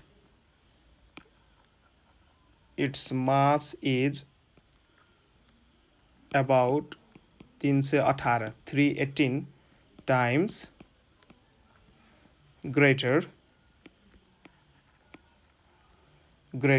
than mass of earth। यो चाहिँ एउटा फ्याक्ट याद राख्नु। र एसिलेसन ड्यू टु ग्राभिटी भनेको के हो भने, एसिलेसन ड्यू टु ग्राभिटी एक्जाममा सोध्दैन, तर थाहा पाइराख। एसिलेसन ड्यू टु ग्राभिटी भनेको सानो जी भन्न खोज्या हो। सानो जीको नाम हो एसिलरेसन ड्यू टु ग्राभिटी। र एसिलेसन ड्यू टु ग्राभिटीको फर्मुला हुन्छ सानो G equals to capital G capital M upon r²। यो फर्मुला हुन्छ। र एसिलेसन ड्यू टु ग्राभिटी हामी कुनै हेभेनली बडी अथवा प्लानेटको लागि क्यालकुलेट गर्छौँ। र यहाँ क्यापिटल जी भनेको युनिभर्सल ग्राभिटेसनल कन्स्ट्यान्ट थाहा नै छ। र क्यापिटल एम भनेको चाहिँ यहाँ के हो त? Mass of planet. जुन प्लानेटको लागि तपाईँ स्मल जीको भ्याल्यु क्यालकुलेट गर्दै हुनुहुन्छ त्यसको मास हो। र यो क्यापिटल आर भनेको के हो त? Radius of planet. त्यो प्लानेटको रेडियसलाई नेपालीमा अर्धव्यास भन्छ र मासलाई पिण्ड भन्छ। सो यो चाहिँ सानो जीको भ्याल्यु भयो। र सानो जीको भ्याल्यु जेनरली चाहिँ सानो जीको भ्याल्यु अब यहाँ हेर्न सक्छु। यहाँ यो सानो जी जुन छ, यो सानो जी चाहिँ रेडियसको स्क्वायरसँग इन्भर्सली प्रोपोर्सनल छ। यो कुरो मैले कसरी थाहा पाएँ? फर्मुलाबाट थाहा पाएँ। यो फर्मुलाले के भन्दैछ त? सानो जी चाहिँ माससँग directly proportional. Mass of planet यदि बढ्यो भने सानो जीको भ्याल्यु पनि बढ्छ, डाइरेक्टली प्रोपोर्सनल। तर यही सानो जी चाहिँ रेडियसको स्क्वायरसँग के छ त? Inversely proportional. किन रेडियस चाहिँ डिनोमिनेटरमा लेख्या छ, त्यसैले इन्भर्सली प्रोपोर्सनल। मास चाहिँ न्युमिनेटरमा छ, त्यसैले डाइरेक्टली प्रोपोर्सनल। सो अर्थ त अर्थ जुन छ, अर्थ हाम्रो यो पर्फेक्ट स्फेरिकल हुँदैन। जुन हाम्रो यो अर्थ हो यो पुरै पर्फेक्ट स्फेरिकल हुँदैन। यो कस्तो हुन्छ त? यस्तो अलिक चेप्टो खालको हुन्छ। सो यसको दुईटा रेडियस हुन्छ। यो यता माथितिर जुन यो रिजन हो यसलाई हामी भन्छौँ पोलार रिजन। र यो जुन रिजन छ, यो रिजन यसलाई हामी भन्छौँ इक्वेटोरियल रिजन। यो सब 10 क्लासमा पढिसक्नु भयो। इक्वेटोरियल रिजन मैले त्यतिकै पढाइरहेको छु। जस्ट एकछिन रिक्याप, सर्ट रिभ्यू, जुन पढिसक्नु भयो त्यसकै सर्ट रिभ्यू। यो पोलार रिजन र इक्वेटोरियल रिजन, यो चाहिँ पोलार रिजन हो। यो पोलार रिजनमा जुन रेडियस हुन्छ त्यसलाई हामी पोलार रेडियस भन्छौँ। सो यसलाई मैले आरपी लेखेँ। आरपी भनेको पोलार रेडियस। र यहाँदेखि यहाँसम्म जुन रेडियस छ यसलाई मैले आरई लेखेँ, इक्वेटोरियल रेडियस। सो यहाँ हेर्न सक्नुहुन्छ यो पोलार रेडियस जुन छ यो इक्वेटोरियल रेडियस भन्दा के छ त? सानो छ। अब सानो जी को भ्याल्यु रेडियसमा डिपेन्ड गर्छ, इन्भर्सली प्रोपोर्सनल हुन्छ। सानो जी को भ्याल्यु रेडियसको भ्याल्युसँग इन्भर्सली प्रोपोर्सनल हुन्छ। रेडियस बढ्यो भने सानो जी को भ्याल्यु घट्छ। त अब हेर्नुहोस् कुन ठाउँको रेडियस कम छ, पोलार रिजनको रेडियस कम छ, त्यसैले पोलार रिजनमा चाहिँ सानो जी को भ्याल्यु बढी हुन्छ। कुन रिजन भन्दा? इक्वेटोरियल रिजन भन्दा। यो एउटा फ्याक्ट याद गर्नुहोस्। सो पोलार रिजनमा the value of acceleration due to gravity के हुन्छ त? बढी हुन्छ इक्वेटोरियल रिजन भन्दा। किन? किनकि पोलार रेडियस इक्वेटोरियल रेडियस भन्दा सानो छ, र यदि यो सानो छ भने यो सानो जी को भ्याल्यु पोलार रिजनमा बढी हुने भयो। ठिक छ, थाहा छ भने रिभाइज हुने भयो, थाहा छैन भने जस तिमीहरू थाहा पाउने भयो। ठिक छ, अब यसपछि चाहिँ हामी यसमा केही कुराहरू एक दुईवटा पोइन्टहरू अझै हेर्छौँ र त्यसपछि केही क्वेसन्सहरू हामी गर्छौँ। अनि यो सानो जीको जुन भ्याल्यु छ नि, यो यदि डेप्थ बढ्दै गयो भने यो नि बुझिराख, यदि तिमी पृथ्वीको हाइट, यो पृथ्वीको सर्फेसबाट यदि माथि तिमी गयो भने सानो यो रेडियस बढ्दै जान्छ, सानो जीको भ्याल्यु चाहिँ पनि के हुँदै जान्छ त? घट्दै जान्छ। र पृथ्वीलाई यदि यहाँ होल पारेर डिग गरेर यदि सेन्टरतिर आउन खोज्यो भने सेन्टरतिर आउने बेलामा पनि के हुन्छ त? सानो जीको भ्याल्यु घट्दै जान्छ। सानो जीको भ्याल्यु घट्दै जान्छ र ठ्याक्कै सेन्टरमा, पृथ्वीको सेन्टरमा पुगिसकेपछि सानो जीको भ्याल्यु के भइदिन्छ त? 0 भइदिन्छ। हामी यसमा केही क्वेसन्सहरू प्र्याक्टिस गरौँ, अब्जेक्टिभ क्वेसन्सहरू जुन इक्जाममा सोध्या छ अथवा सोध्न सकिन्छ, सोध्ने खालको क्वेसन्सहरू। सजिलो पनि हुन्छ र अलिकति घुमाउन नि खोज्या हुन्छ। सो फर्स्ट नम्बर क्वेसन्स हेर, यसमा चाहिँ के सोध्न सक्छ भने value of gravitational constant is, value of gravitational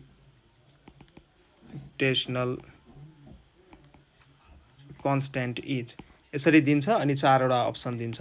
अब तिमीलाई झुक्याउन खोज्छ, तिमीलाई याद छ कि छैन भने चेक गर्न खोज्छ। ल यो म अप्सन लेख्छु, तिमीहरू चाहिँ यसलाई पाउज गरेर यसको आन्सर टिक लगाऊ र त्यसपछि चेक गर यो आन्सर मिल्यो कि मिलेन। पहिला चाहिँ टिक लगाऊ अनि म यो बताउँछु।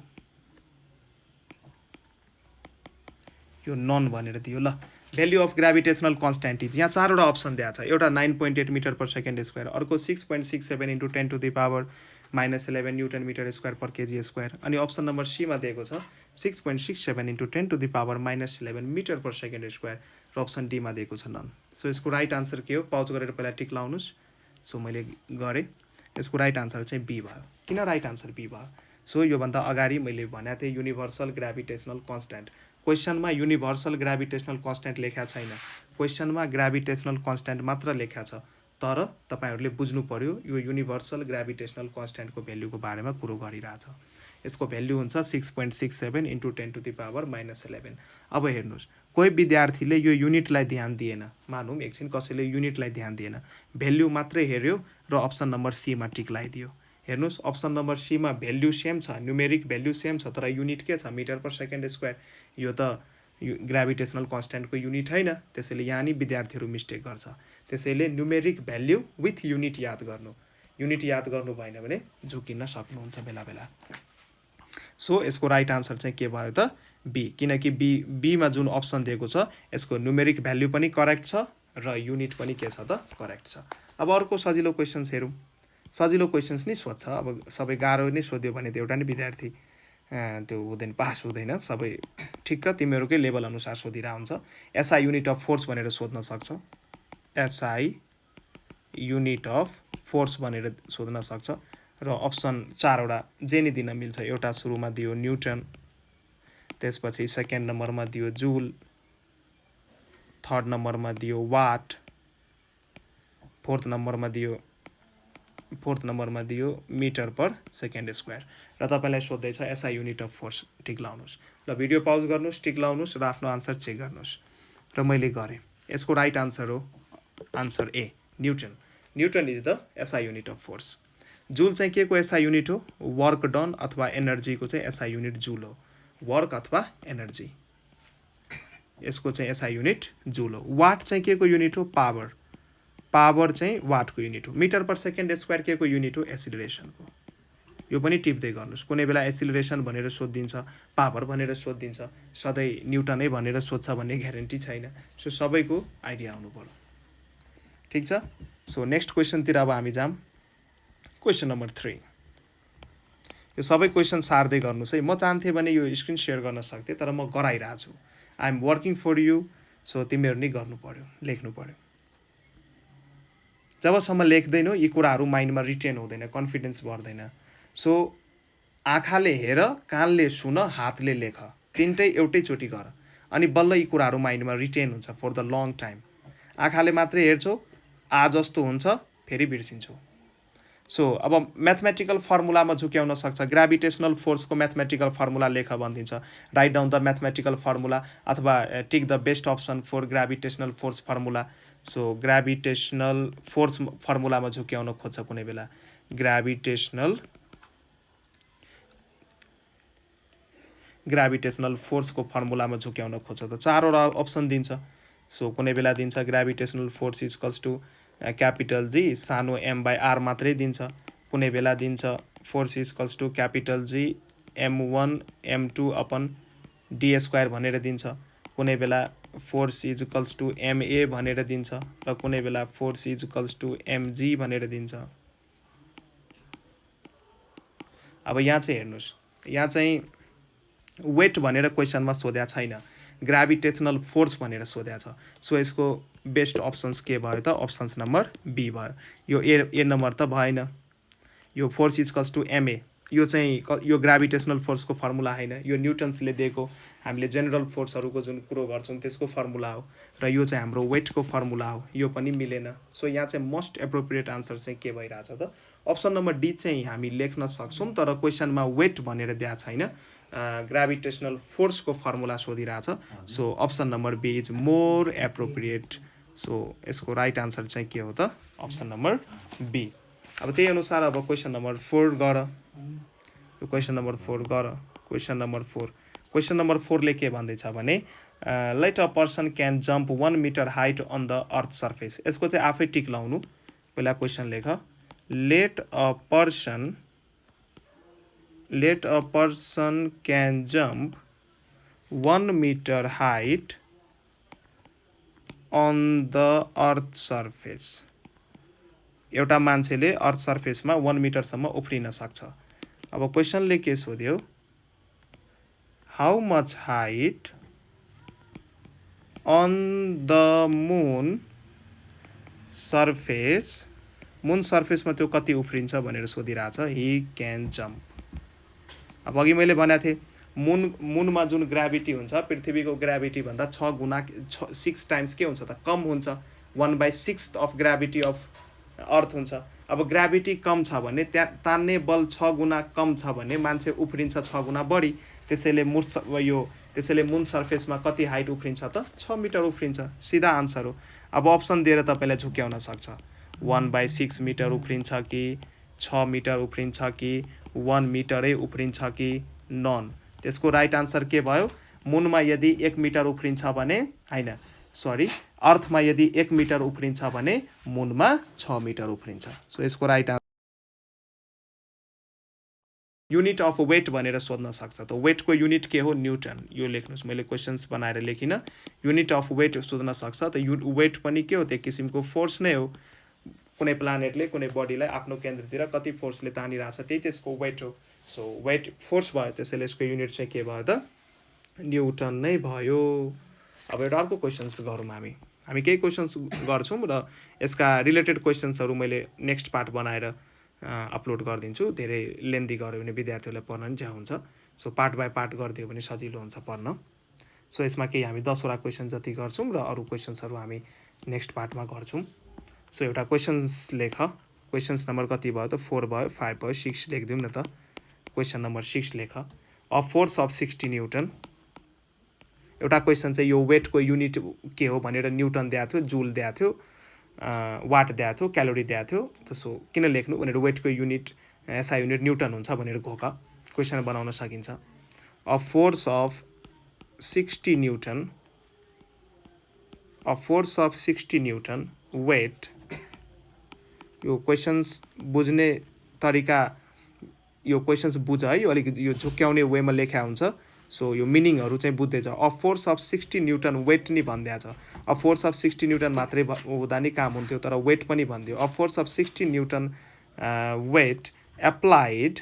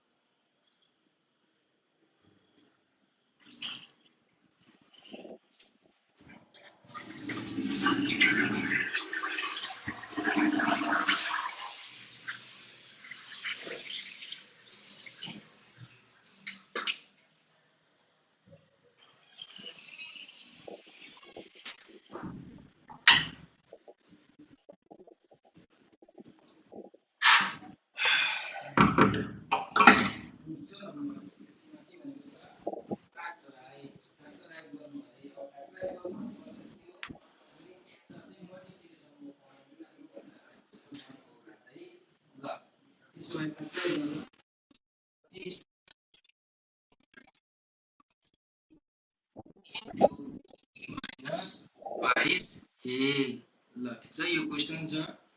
अब हेरौँ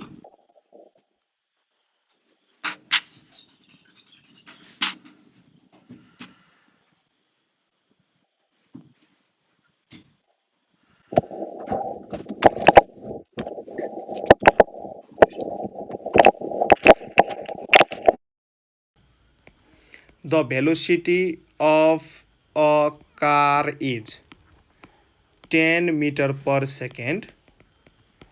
It is इक्विभ्यालेन्ट टु। अब चाहिँ के गर्यो त युनिट कन्भर्जन सम्बन्धी क्वेसन सोधिदियो। यहाँ हेर्नुहोस् अप्सन हेर्नुहोस्, अप्सन चाहिँ के दिएछ त 6 किलोमिटर पर आवर, त्यसपछि दियो 60 किलोमिटर पर आवर, त्यसपछि दियो 36 किलोमिटर पर आवर, त्यसपछि दियो 600 किलोमिटर पर आवर। ल राइट आन्सर टिक गर्नुहोस् त पज गरेर भिडियोलाई। ल अब म गर्छु यसको सल्युसन। अब यहाँ हेर्नुहोस् त the velocity of a car is 10 metre per second भनेको छ। यसलाई चाहिँ कन्भर्ट गर्नुहोस् त। तपाईँको क्वेसनमा 6 मिटर पर सेकेन्डलाई किलोमिटर पर आवरमा कन्भर्ट गर्नुपर्ने छ होइन। त आन्सर चाहिँ आन्सर चाहिँ 10 मिटर पर सेकेन्डलाई किलोमिटर पर आवरमा कन्भर्ट हामीले गर्नुपर्छ। त कसरी गर्ने? सबभन्दा सजिलो यहाँ मिटर पर सेकेन्ड छ, माथि नै एउटा मिटर लेख्नुहोस्, तल चाहिँ सेकेन्ड लेख्नुहोस्। अब किलोमिटर पर आवरमा कन्भर्ट गर्नु पर्यो। जुन माथि मिटर लेख्नु भएको छ यसलाई मनमनै 1 मिटर मान्नुहोस्, अब यसलाई किलोमिटरमा कन्भर्ट गर्नुहोस्। सो 10 इन्टु यो 1 मिटर मान्नुहोस् है मनमनै यसलाई, यो चाहिँ यसलाई के मान्नुहोस् त यो 1 मिटर मान्नुहोस्। अब 1 मिटरलाई किलोमिटरमा कन्भर्ट कसरी गर्ने? त 1 डिभाइड बाई कति भइदिन्छ त 1000 भइदिन्छ। 1 डिभाइड बाई 1000 गर्नुभयो भने यो किलोमिटरमा गयो अपन। अब सेकेन्डलाई मैले केमा कन्भर्ट गर्नु छ? आवरमा। यो सेकेन्ड जुन चाहिँलाई मनमनै 1 सेकेन्ड मान्नु। अब 1 सेकेन्डलाई आवरमा कन्भर्ट कसरी गर्ने? त 1 डिभाइड बाई 60 इन्टु 60 तपाईँ गर्नुभयो भने यो केमा कन्भर्ट हुन्छ? आवरमा कन्भर्ट हुन्छ। सो अब यसलाई मिलाएर लेख्नुहोस्। यो 0 यो 0 यो 0 के भयो? क्यान्सिल भयो। त माथि कति भयो? 1/100 भयो माथि, र यो 60 इन्टु 60 माथि पल्टेर गयो। यो 0 यो 0 क्यान्सिल, यो 0 यो 0 क्यान्सिल, 6 इन्टु 6 36। त 36 किलोमिटर पर आवर। आन्सर हेर्नुहोस् छ कुनै option? Yes, option number C. Option C चाहिँ कति छ त 36 किलोमिटर पर आवर। यसरी क्यालकुलेट गर्न सक्नुहुन्छ। अब अर्को क्वेसन नम्बर 8 बनाएर सोधिएको छ, जुन मैले रिफरेन्स लिइरहेको छु। Question number 8। अब यसमा चाहिँ अब एउटा सिम्पल क्वेसन छ। The value of acceleration due to gravity at sea level भनेको छ। द भ्याल्यु अफ, यहाँ हेर्नुहोस् डिफ्रेन्ट भ्याल्यु दिएर झुक्क्याउन सक्छ, यहाँ हेर्नुहोस्, तर मोस्ट एप्रोप्रिएट आन्सर सेलेक्ट गर्नुपर्ने हुन्छ कि मोस्ट एप्रोप्रिएट। कुनै कुनै बेला त्यहाँ करेक्ट आन्सर दिया हुँदैन, तर जुन अप्सन दिया हुन्छ त्यो करेक्ट आन्सरको अलिक नजिक छ भने हामीले त्यसलाई सिलेक्ट गर्नुपर्ने हुन्छ। सो क्वेसन्स नम्बर 8 मा हेर त, the value of acceleration due